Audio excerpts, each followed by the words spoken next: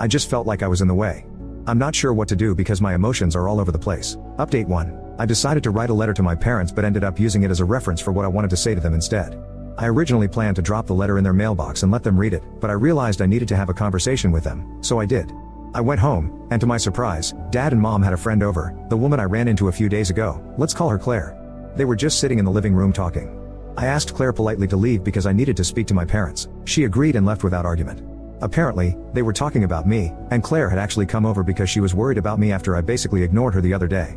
I sat down with my parents, letter in hand, and they understood I had a lot to say. The whole thing felt surreal. I sounded like a prosecutor trying to convince a jury of my parents' wrongdoings. It turned into a 40-minute indictment of my parents. I went through everything: how alone I felt, my struggles with depression, seeing a therapist, feeling since I was 11 that I was always in the way, and that I never mattered to them. I told them that other people were always more important. Claire, who was 25, the same age I am now when she started hanging around, actually cared more about me than they did. I recounted how Dad yelled at me when I messed up the dishwasher settings while they were away. I was 11 and didn't know how it worked. I offered to wash the dishes by hand, which I did. I was bullied in school, socially awkward, had no friends, and was always alone both at school and at home. I was 11 and had to deal with being alone on weekends. Even Christmas was weird and awkward. I remember seeing families light Christmas trees in our street, seeing parents with their kids. But you guys went to your Christmas get-togethers, and only on Christmas Day were you home. I felt alone even then. I have no such happy memories or feelings of belonging.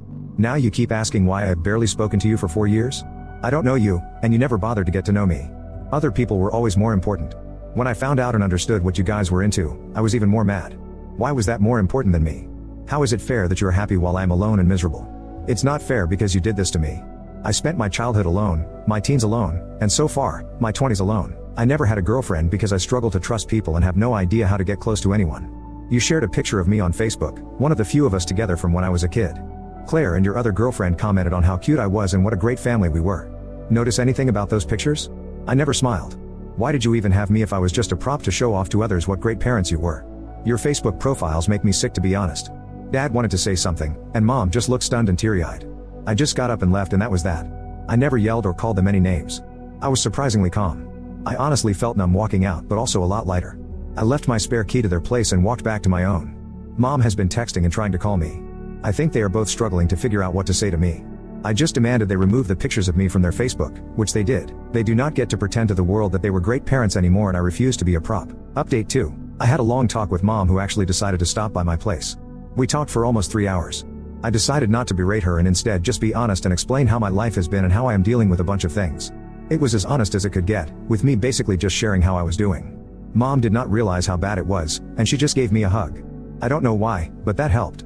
She was not sure what to say about everything, and I don't really blame her. She asked me to come home for a while, especially at Christmas, so I wouldn't have to sit in my apartment alone. I told her I would think about it. Mom seems to have finally realized that I had been in pain for quite some time, and her recognizing that for me is what I really wanted. It feels like progress, but I'm still not sure what the future holds.